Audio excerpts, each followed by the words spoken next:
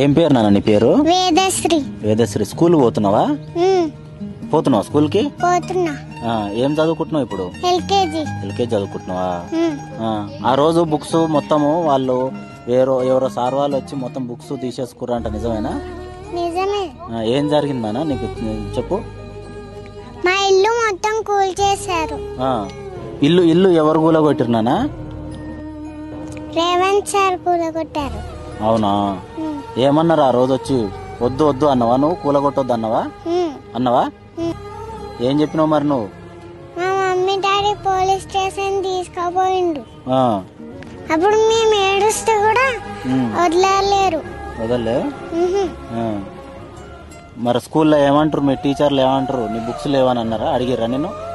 మా టీచర్ వాళ్ళు కాల్ చేసి ఎందుకు స్కూల్ రాలేరు అంటుండ్రు. నువ్వేం చెప్పినావు? నా బుక్స్ అని పోయినా అని చెప్పిన. ఎట్లా పోయినాయని అడిగిందా మీ టీచర్? నువ్వేం చెప్పినావు?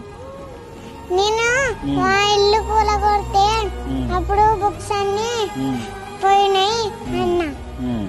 రేవంత్ సార్కి ఏమైనా చెప్తావా? మన ముఖ్యమంత్రి రేవంత్ రెడ్డి సారు, ఆయనకి ఏదైనా చెప్తావా నువ్వు?